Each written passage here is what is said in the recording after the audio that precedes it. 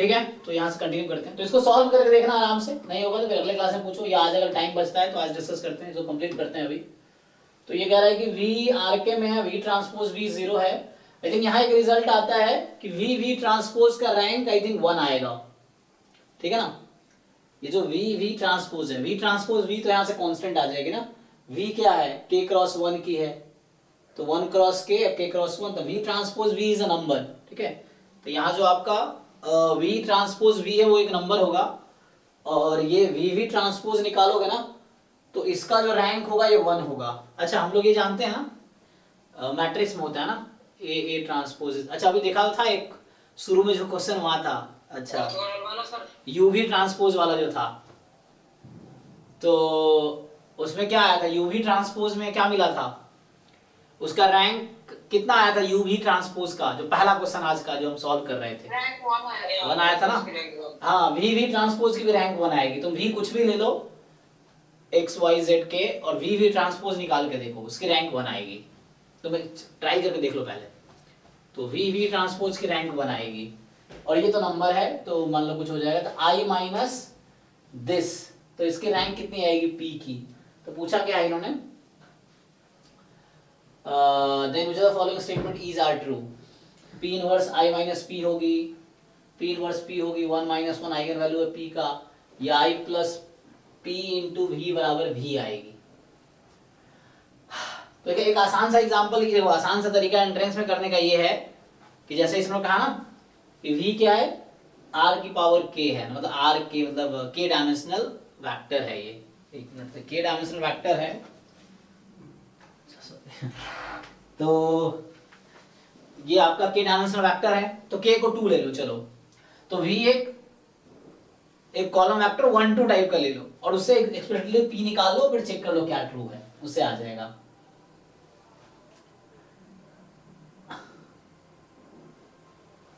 ठीक है ना, इससे चेक करना पड़ेगा। तो एग्जांपल लेके, सिंपली एग्जांपल ले लो, भी एक पर्टिकुलर एग्जांपल लेके डिस्कार्ड कर लो ऑप्शन को, तो उससे भी हो जाएगा। हैं 2/2 का लेके काम करना है। हाँ 2/2 का लेके आप बाकी ऑप्शन डिस्कार्ड कर लो, हो जाएगा, से आ जाएगा।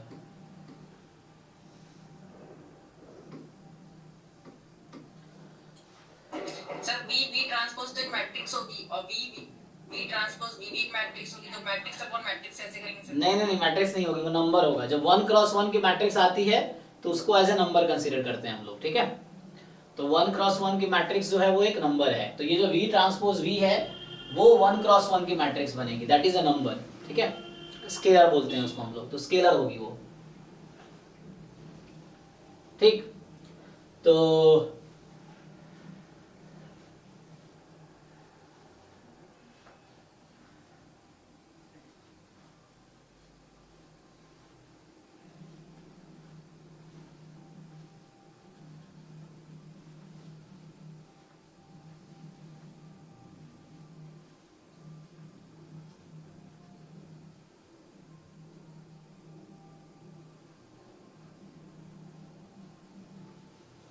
ठीक है भाई, देख लो एग्जांपल एक हो जाएगा, ये नंबर है, ये मैट्रिक्स है।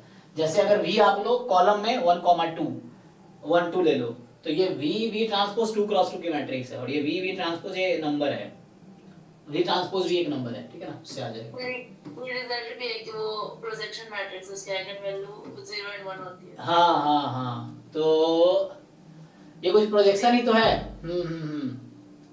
तो यहाँ से अगर आपको थ्योरम्स यूज करना चाहो तो वो भी यूज कर सकते हो। प्रोजेक्शन की आएगी वैल्यू 1 माइनस 1 आएगी, है ना, तो इसकी आएगी वैल्यू 0 हो जाएगी, और प्रोजेक्शन मैट्रिक्स की आइगन वैल्यू 0 और 1 आएगी। अच्छा 0 और 1 आएगी, हाँ। तो इसकी वजह से 0 और 1 आएगी, तो यहाँ क्या हो जाएगा 1 माइनस 2 इंटू 0 एक 1 रहेगा, और 1 माइनस 2 इंटू 1 माइनस 1 हो जाएगा, यही ना। तो वी ट्रांसपोज अपन वी है ना, इनर प्रोडक्ट स्पेस जो है उसमें ये देखने को मिलता है वहां पे, है ना। X transpose A x quadratic form, तो एक्स ट्रांसपोज ए एक्स जो होते हैं, ओ यस, तो यहां पे क्या है एक्स ए एक्स ट्रांसपोज, है ना। तो आई यहां पे आ गया ना उसके जगह पे, क्वाड्रेटिक फॉर्म में क्या होता था, क्वाड्रेटिक फॉर्म में नंबर आता है ना, ये क्वाड्रेटिक फॉर्म है, यहाँ पे ये है और ये प्रोजेक्शन मैट्रिक्स है, ठीक है। तो उसका आइगन वैल्यू 0 1 आएगा तो उसके हिसाब से देख सकते हो, ठीक है। ये भी सही है अगर आप थ्योरम यूज करना चाहो, लेकिन प्रोजेक्शन हम लोगों ने पढ़ा नहीं है यहाँ पे, है ना, स्पेशली जैम सिलेबस था नहीं तो पढ़ाया नहीं, तो वरना वैसे कर सकते हो आप। ठीक है ना, इनर प्रोडक्ट में भी इसका कॉन्सेप्ट यूज होता है वहां पे। इनर प्रोडक्ट में कैसे लेंगे इसको? इनर प्रोडक्ट क्या है ना, जैसे स्टैंडर्ड इनर प्रोडक्ट क्या था आपका एक्स वाई का, मतलब प्रोजेक्शन के कॉन्सेप्ट में ही आएगा। प्रोजेक्शन अगर आप वहां देखते हैं ना, प्रोजेक्शन हालांकि ना सिलेबस में इसलिए लिखा नहीं था, तो है ना नेट में ऐसे क्वेश्चंस मिलेंगे आपको शायद नेट वाले एग्जाम में, CSIR में, जहाँ प्रोजेक्शन की बात कर रहा होता है, लेकिन प्रोजेक्शन हमारे सिलेबस में था नहीं तो हमने पढ़ा नहीं ये, बट कर सकते हो उससे ना, प्रोजेक्शन मैट्रिक्स से भी हो जाएगा। एनीवे कुछ समझ ना आए तो सिंपल एग्जांपल ऑप्शन डिस्कार्ड करो एंट्रेंस में, ठीक है, जरूरी नहीं सारे स्टेटमेंट याद हो आपको। an bn sequence of real number है, an इंक्रीजिंग है bn डिक्रीजिंग है, तो कौन सा स्टेटमेंट हमेशा कन्वर्जेंट रहेगा, मतलब an कौन सा statement under which of the following condition an plus bn हमेशा कन्वर्जेंट होगा, है ना। तो हमेशा कन्वर्जेंट होगा कब, an bn दोनों बाउंडेड है तो क्या वो कन्वर्जेंट होगा, जरूरी नहीं है ना। दोनों -1 की पावर n ले लो तो 2 टाइम -1 की पावर n, तभी कन्वर्जेंट नहीं है। और an बाउंडेड एबव है तो bn के बारे में कुछ ध्यान ना, अच्छा एक मिनट वो भी बता रखा है, एक मिनट, एक बता रखा है an इंक्रीजिंग है bn डिक्रीजिंग है, ये बता रखा है आपको। तो an खुद इंक्रीजिंग है और bn डिक्रीजिंग है। आप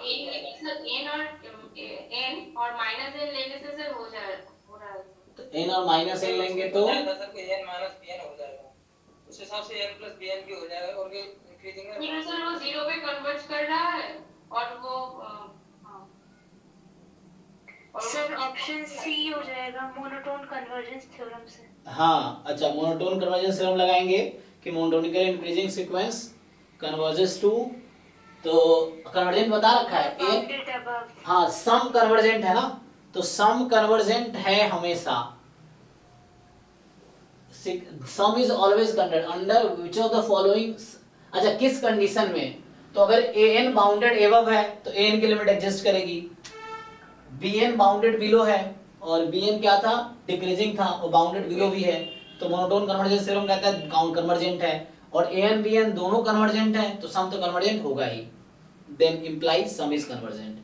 बाकी केस में फेल हो जाएगा। n कन्वर्जेंट वो बोला नहीं है सर, आप नहीं बोल नहीं, रहे हैं। हाँ ऑप्शन सी में बोला है ना, और इसमें बोल रहा है कि इनमें से कौन सा ऑप्शन ट्रू होने पे गारंटी देगा कि an प्लस bn कन्वर्जेंट है, तो सी ऑप्शन अगर ट्रू है तो ये गारंटी दे रहा है कि an plus bn sequence convergent होगी।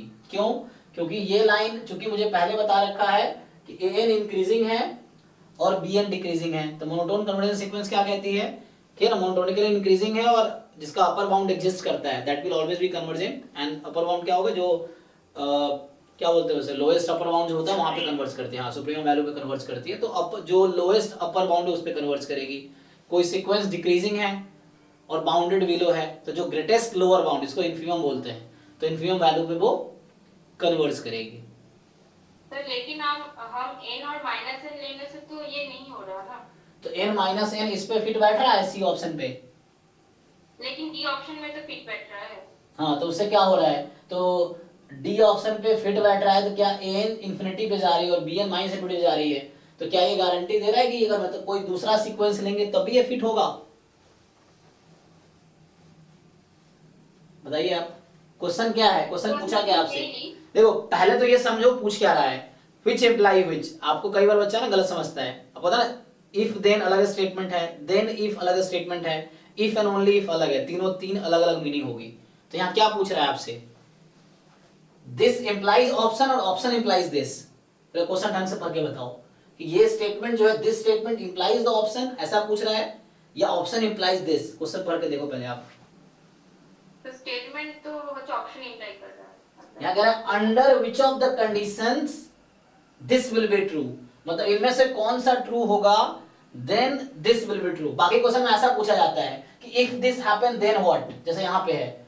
अब यहाँ पे this implies option in questions में, जो बाकी क्वेश्चंस हैं, कि this is given then which option is true. यहाँ वैसा पूछ रहा है कि इनमें से व्हिच ऑफ द फॉलोइंग जो ट्रू हो जाए तो इसकी गारंटी है। Under which of the conditions, पहले आपको चूज करना है कौन सा कंडीशन इंप्लाई करेगा इसको। ये क्वेश्चन ऐसा नहीं कह रहा है कि दिस इंप्लाइज व्हाट, ऐसा नहीं कह रहा है वो, ये कह रहा है कि व्हिच ऑप्शन इंप्लाइज दिस की चीज है। तो सोचिए,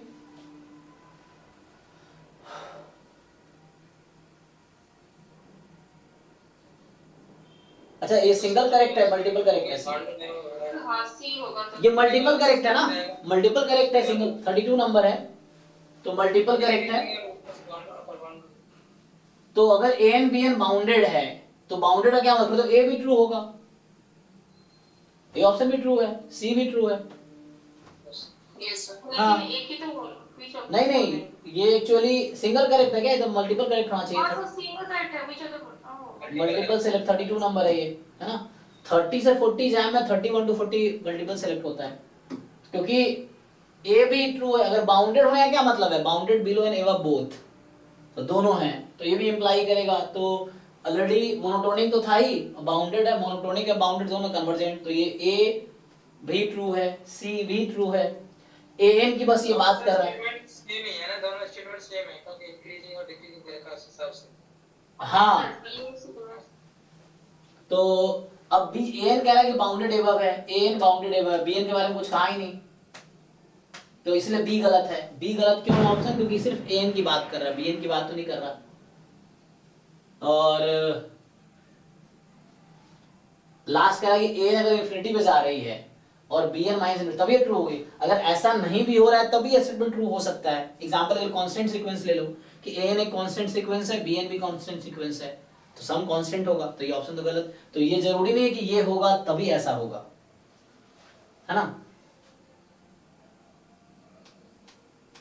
ठीक है, जरूरी नहीं। तो एसी देख लो ऑफिशियल आंसर की में क्या एसी होना चाहिए, ठीक है। आपको ये फंक्शन दे रखा है 1 1 और 2, डेफिनेशन लगाओ, हो जाएगा, डेफिनेशन से हो जाएगा। 1 1 2 क्वांटिटी क्लास में किया हमने, तो डेफिनेशन से हो जाएगा। fx non negative differentiable function है, तो ये हमने सॉल्व किया था पहले, इसको इंटीग्रेट कर दो एक बार, है ना, a टू x में, और एक बार इसको इंटीग्रेट करो, एक बार a टू x में और एक बार x टू b में, तो ये दो इक्वेशन आ जाएगी, इस तरह से कुछ आ जाएगा, आ जाएगा। ट्राई करके आओ, ये सब अच्छे क्वेश्चंस हैं। EF दो इवेंट है और कौन सा स्टेटमेंट ट्रू है, तो ये वही इनइक्वालिटी बेस्ड क्वेश्चंस हैं। सर मुझे क्वेश्चन 34 है, उसमें थोड़ा सा प्रॉब्लम है। थोड़ा सा बता दो उसमें से कोई लाइन। सर ये जो सर पॉइंट ऑफ इंटरसेक्शन, ये बहुत कुछ बोला है सर, ये कुछ समझ नहीं आ रहा। हाँ तो ट्राई करो, थोड़ा दिमाग तो लगाओ, क्वेश्चन बोला है, बस बोल के तुम्हें समझ आ गया, तुम्हें नहीं आएगा, ट्राई तो करो। एग्जांपल से कर सकते हो, एक क्वेश्चन का 1000 अप्रोच है, ट्राई तो करो, 4-5 अप्रोच ट्राई करो, देखो कौन सा फिट बैठ रहा है, कौन सा, तभी तो सीखोगे। और जब यहाँ पे आपका दिमाग काम नहीं कर रहा, एग्जाम में कैसे काम करेगा। तो हैबिट बनाओ ना कि कोई नया क्वेश्चन आए तो हम क्या करें, छोड़ दें, तो फिर 60 के 60 क्वेश्चन एग्जाम में छोड़ने पड़ेंगे, ये होगा। क्योंकि एक भी नहीं आएगा तुम्हें, ऐसा थोड़ी तुम्हारे घर से देखा हुआ क्वेश्चन आएगा। एग्जाम कॉलेज का एग्जाम तो नहीं, बीएससी एमएससी वाला कि सर के नोट से ही आएंगे, वो भी आईआईटी में ये भी नहीं होता। जो लोग आईआईटी से एमएससी उनको पता है कि आईआईटी में जो पढ़ाते हो तो बिल्कुल नहीं आता है, मतलब क्लास में अगर किसी ने क्वेश्चन करा दिया, अगर कराते नहीं वो लोग क्वेश्चन, अगर करवा दिया तो वो तो पक्का नहीं आएगा। तो क्वेश्चन कुछ और आते हैं, एग्जाम में पढ़ाया कुछ और होता है, ऐसा होता है। तो वो यहाँ भी ऐसे सिस्टम है, आपको नया क्वेश्चन ही मिलेगा, तो नया क्वेश्चन कैसे कर पाओगे जब आप नया क्वेश्चन करने की हैबिट डालोगे घर पे। तो जैसे क्वेश्चन आया थोड़ा सोचो, 4-5 तरीके लगाओ, क्या हो सकता है, क्या हो सकता है। एग्जाम्पल ले लो कोई ऐसा, एग्जाम्पल से डिस्कार्ड कर सकते हो। नहीं तो मैं अप्रोच बता रहा हूँ यहाँ पे कि f' -4 से 4 में है, एक बार उस इक्वेशन को इंटीग्रेट करो 0 to x, मैं बोला ना यहाँ पे a b की बात कर रहा है, तो a टू एक बार x में इंटीग्रेट करो उस इक्वेशन। रोज थ्योरम से हो जाएगा सर। हाँ तो करो ना, फिर आप बता दो हो जाएगा, अभी करो, प्रॉब्लम अभी हो जाएगा, तो करके देखो ना, हो जाएगा। तो आपसे पूछ रही हूँ सर, मतलब मैं अभी ट्राई करो, हो जाना चाहिए। अब ट्राई करो तो मैं फिर सॉल्व कराऊंगा, है ना, क्योंकि मैं फिर ये सॉल्व करूंगा, फिर आधा घंटा इसमें जाएगा, टाइम खत्म हो जाएगा हमारा, मुझे 60 तक पहुंचना है ताकि अगली क्लास में सिर्फ डाउट कर सके, ये है। तो आप ट्राई करके आओ, जो रह जाएगा परसों जो क्लास होगी 8 to 11, उसमें इसी का डाउट डिस्कस करेंगे हम लोग।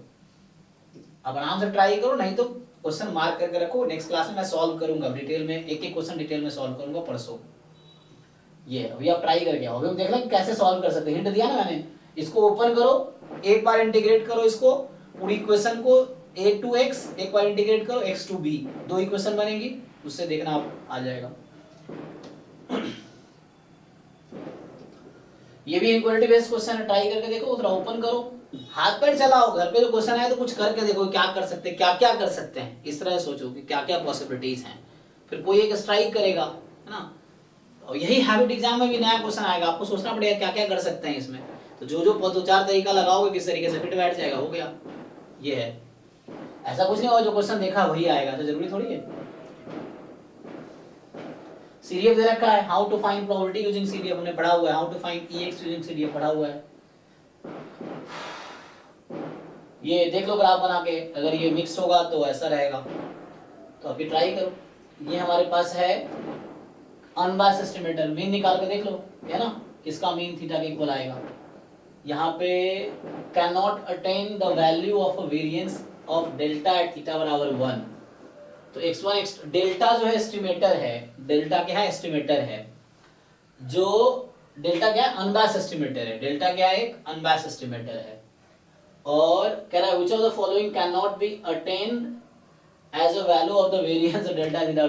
इनमें से वेरिएंस की वैल्यू कौन सी नहीं हो सकती, तो आप Cramer Rao lower bound use करो। हाँ, Cramer Rao lower bound inequality use करो, उससे आइडिया मिल जाएगा। तो ये सब हिंट दे रहा हूं, आप चाहे तो लिख सकते हो, अब ये करके देखो।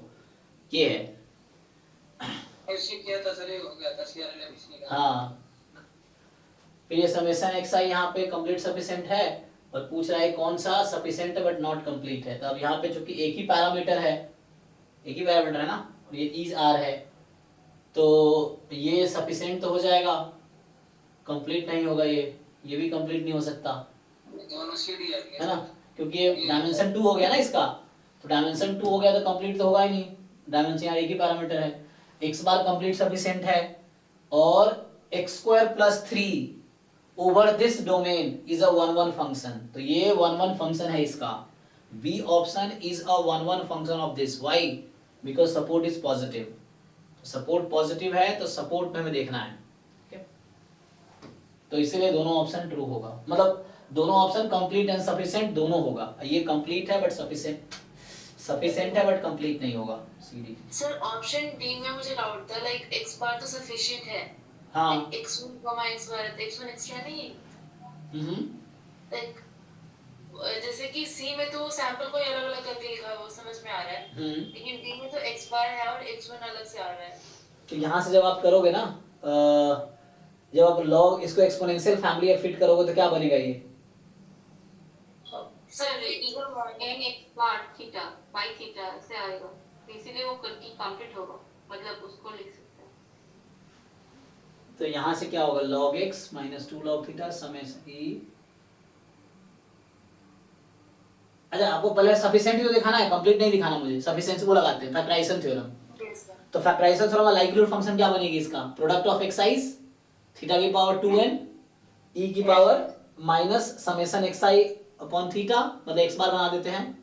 तो यहाँ प्रोडक्ट में बहुत सारे xi है कि नहीं है, इस xi को साथ में ले आओ आप, मतलब याद है ना, g1 theta t1 into g2 theta t2, तो t1 t2 जॉइंटली सफिशिएंट हो जाएगा। तो यहाँ आपको प्रोडक्ट में लिख पाओगे, तो x1 जो यहाँ पे बहुत सारे xi का प्रोडक्ट है, उसमें से x1 को बाहर निकाल दो और वो उसके साथ रखो, तो वहां से ये मिल जाएगा।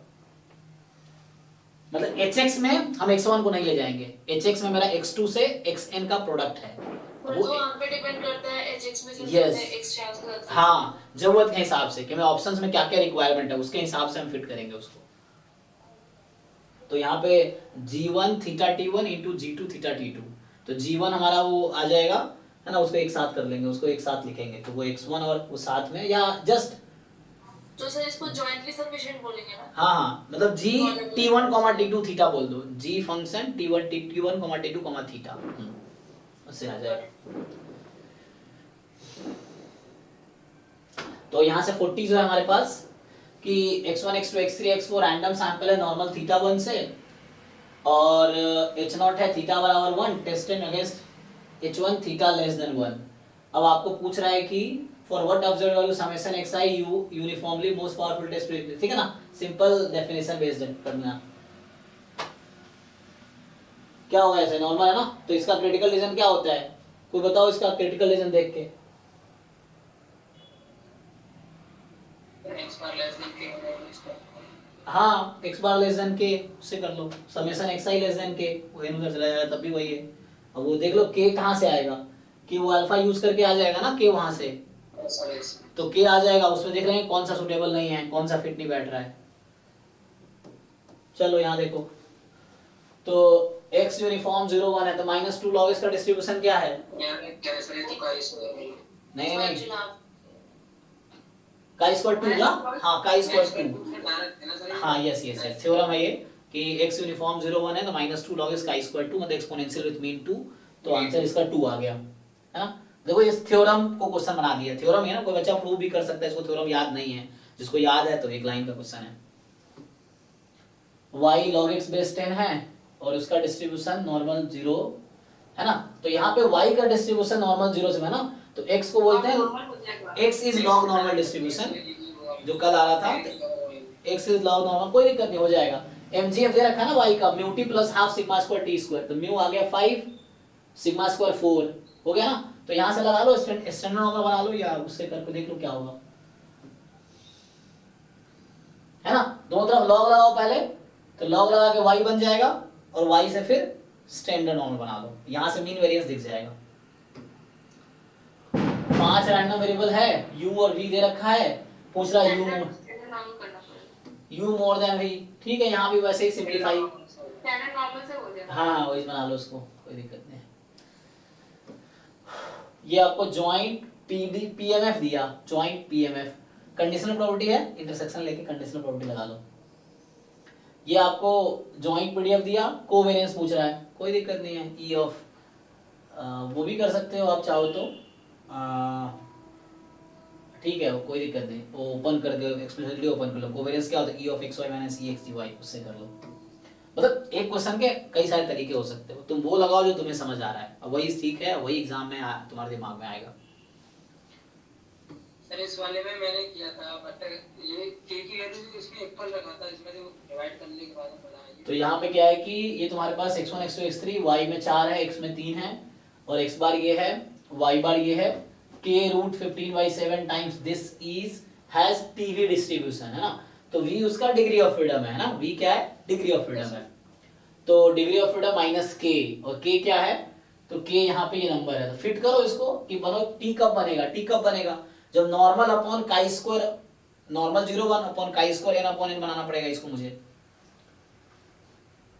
ठीक बनेगा ना, तो बनाओ इसका x बार में, हाँ डिवाइड बाय सिग्मा स्क्वायर कर दिया था, नहीं तो ये काई स्क्वायर बन गया। हाँ वही काई स्क्वायर बनाओ, देखो अलग अलग बनाओ इसको, काई स्क्वायर इसको अलग, ताकि सम होके बाद में ऐड हो जाए, फिर उसको इसके साथ फिट करो, फिर यहाँ k जो एक्स्ट्रा बचेगा उसको इक्वल कर दो, क्योंकि ये लास्ट में 1 कर देना है जो एक्स्ट्रा बचेगा, और ये v डिग्री ऑफ फ्रीडम आएगी, तो क्या आएगी यहाँ पे n-1 s स्क्वायर, तो ये काई स्क्वायर 2 बनेगा, ये काई स्क्वायर 3 बनेगा, काई स्क्वायर 5 बनेगा, तो ये कहीं ना कहीं जाके t5 बनेगा, देखो तो t5 बनेगा, v तो 5 आ गया, कि अब इसको हटाना है, तुम इसको पहले शिफ्ट करोगे इसके अंदर, आ जाएगा, यहाँ लगाना है n-1 s square by sigma square, ठीक है, n-1 s square by sigma square, theorem जो है बाद में जो पूरा कोएफिशिएंट है उसको 1 के बराबर इसमें जो टोटल आ करके, हाँ जो एक्स्ट्रा नंबर्स बचेंगे उसको 1 रख देंगे, तो 1 रख देंगे तो वहां से k निकल जाएगा। एक फंक्शन दे दिया, बोला लोकल मिनिमा इस पॉइंट पे है, ये वैल्यू दे रखा है, तो बताओ क्या होगा, ठीक है, डेफिनेशन लगाओ लोकल मिनिमा का, ट्राई करो। एरिया बाउंडेड बाय द, ये सब क्लास 12 का क्वेश्चन है, ये मतलब मैं लिटरली बोल रहा हूँ, तुम क्लास 12 का एनसीईआरटी में चैप्टर 8 है एप्लीकेशन ऑफ इंटीग्रेशन, क्लास 12 के एनसीईआरटी में चैप्टर 8, देखो उसमें ये सब क्वेश्चंस है, एग्जाम में पूछे जा रहे हैं, क्लास 12 के लिटरली क्वेश्चन है, और जस्ट वहां पे ये सब क्वेश्चन अवेलेबल है। सो आपको मैट्रिक्स दे रखा है पीजे 5x5 का है, और अब बोल रहा है jth कॉलम को रिप्लेस करो okay with column vector this, then determinant of the product, properties of determinant का क्वेश्चन है ये, ठीक है। सर इस मैथमेटिक्स वाले को थोड़ा बता दीजिए, मुझे वो नहीं करे सर। ठीक है, एक बार हम 60 तक पहुंचते हैं, फिर वापस डाउट डिस्कस करेंगे। टाइम है ना अभी हमारे पास है। अभी मैं वापस आऊंगा, जिन लोगों का डाउट है उस पर एक बार 60 तक पहुंच जाते हैं, फिर वापस तुम बताना कौन कौन सा क्वेश्चन सॉल्व करना है, वो मैं कर दूंगा। तो ये प्रॉपर्टीज ऑफ डिटरमिनेंट है, उस पर हो जाएगा। क्या होता है, किसी कॉलम को इंटरचेंज करने पे डिटरमिनेंट पे क्या इफेक्ट पड़ता है? माइनस साइन आता है। हाँ When you interchange two row or two column, sign of determinant changes, वो प्रॉपर्टी यूज होगा यहाँ पे। ये un दे रखा है, समेशन un पूछ रहा है, समेशन लगाओ, पार्शियल फ्रैक्शन यूज करो, पार्शियल फ्रैक्शन से हो जाएगा। ये v वेक्टर दे रखा है, a b 0 है, a यहाँ पे ये है, तो a b 0 है मतलब होमोजेनियस सिस्टम ऑफ इक्वेशन है ना। तो पुट कर दो, इससे इक्वेशन आएगी, तो क्या आएगा, सॉल्व करना पड़ेगा। तो ये भी नहीं हुआ था मेरे से, ओके ये समझ में नहीं आ रहा था कैसे करें।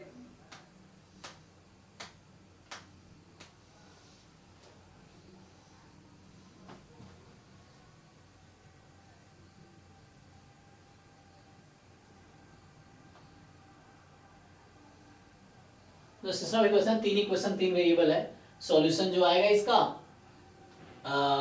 इसका कहीं ना कहीं यूनिट वेक्टर है ये। v1 यूनिट वेक्टर मतलब क्या है, इसका मैग्नीट्यूड लोगे तो 1 आएगा। मैग्नीट्यूड क्या होता है वेक्टर का, root under v1 square plus v2 square plus v3 square equal to 1। तो मैग्नीट्यूड को आप 1 के इक्वल कर दो, उससे आ जाएगा। और ठीक है, ऐसे सर एक बार और बता दीजिए। हाँ भाई, एक तो यहाँ से root under v1 square plus v2 square plus v3 square का रूट इक्वल टू 1, एक इक्वेशन वहां से आ गई।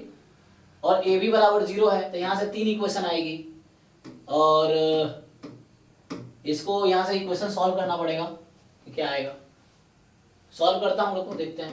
मतलब ये सिस्टम ऑफ इक्वेशन ओपन करो, यहाँ पे क्या पूछ रहा है कि नंबर ऑफ रूट्स, तो f डैश x निकालेंगे, f डैश x निकाल के, है ना, 0 पुट करेंगे, फिर वहां से देखें क्या आता है। फंक्शन दे रखा है, तो नंबर ऑफ रूट्स आ जाएगा।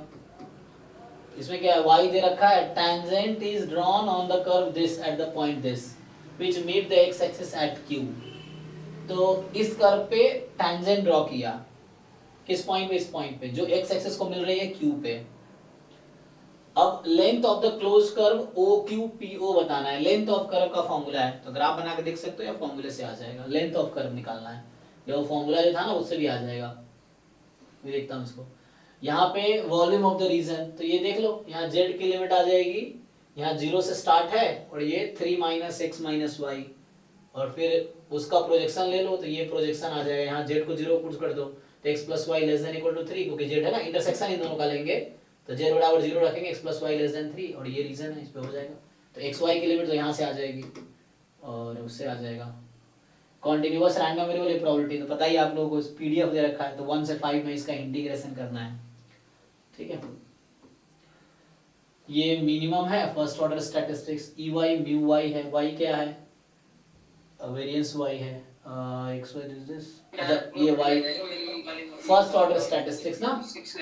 तो ये तो एक्सपोनेंशियल है, एक्सपोनेंशियल में अगर रेट लैम्डा है तो मिनिमम का रेट इन लैम्डा हो जाता है। तो यहाँ रेट क्या है, 2 है, क्योंकि मीन 1/2 होगा। मीन और रेट इनवर्सली प्रोपोर्शनल है, तो मीन 1/2 रेट 2 है, तो इसका रेट 6 आ जाएगा, तो एक्सपोनेंशियल 6 बन जाएगी ये। तो इसका मीन 1/6, वेरिएंस 1/6 का स्क्वायर 36, राइट। तो पूछ रहा है कि पुट कर लो, तो हो जाएगा, इंटीग्रेट कर लो।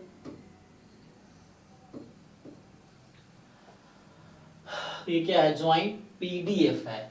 तो पहले x गिवन y, तो हमें क्या करना पड़ेगा, या तो हम वैसा करें कि कंडीशनल पीडीएफ निकाले x गिवन y का, या है ना, मॉडल वैसे कर सकते हैं। दो अप्रोच इसके हैं, एक तो है कि हम इसको फिर से वैसे ही लिखें कि PDF of y into F of x given y, हाँ वैसा लिख सकते हैं। और नहीं तो दूसरा है मॉड y, नहीं तो फिर इसको ओपन करके देखते हैं क्या आता है। यहाँ क्या कर रखा है, डिस्क्रीट रैंडम वेरिएबल है, ये आपको इतने इन्फॉर्मेशन दे रखे हैं, तो ये पूछ रहा है। तो कुछ नहीं, कंडीशनल प्रोबेबिलिटी का फॉर्मूला लगाओ, यहाँ से इन्फॉर्मेशन निकालो, क्या क्या बाहर निकलते हैं उसको यहाँ यूज करो। और इसमें पूछ रहा है कि 100 रैंडम वेरिएबल है, मीन 0, वेरिएंस सिग्मा स्क्वायर, क्योंकि मीन 0 इसलिए, और एस समेशन है तो S less than equal to 30 दे रखा है अप्रोक्सीमेट वैल्यू। तो यहाँ पे क्या करना है आपको, है ना, पर एस इसका फाइन इनवर्स निकालने से सर नहीं आ रहा है सर। पीडीएफ बना के हाँ मतलब सेंट्रल लिमिट थ्योरम से आ जाएगा। ठीक है, उसको यूज कर लो अप्रोक्सीमेशन। हाँ, एन लार्ज है तो नॉर्मल पे ले जाओ उसको। तो कैपिटल फाई का वैल्यू 2 आ रहा है, तो उससे सर सिग्मा स्क्वायर का वैल्यू 4 आ रहा है। वो 5 यूज करके, ठीक है। यही है। और ये आपका गामा डिस्ट्रीब्यूशन है, ये r minus 1 factorial is gamma r, तो गामा r लैम्डा की पावर r x की पावर r माइनस 1 दिस। तो क्या कर रहा है कि तो यहाँ से क्या होगा, यहाँ से आएगा गामा और उसकी r की वैल्यू निकालेंगे। इसी है ना, बस मीन वेरिएंस है ना, इसका मीन जो होगा एक्चुअली गामा r है, अल्फा की जगह r है। r y गामा आ जाएगा सर। एक मिनट, r by लैम्डा, तो r by लैम्डा का तो 2 आ जाएगा। हाँ, r by lambda 2, r by lambda square 2, solve कर लो, उससे आ जाएगा। फिर उससे वो आ गया, फिर property x less than 1 integrate कर लो, तो r लैम्डा, इन दोनों से r और लैम्डा की वैल्यू आ जाएगी, और इसको पुट कर देंगे, पीडीएफ आ गया, पीडीएफ से इंटीग्रेट कर देंगे। तो ये हमने एक बार बस देख लिया हाउ टू सॉल्व। बताओ कौन सा क्वेश्चन सॉल्व करना है मुझे। सर एक ऊपर आपने बताया था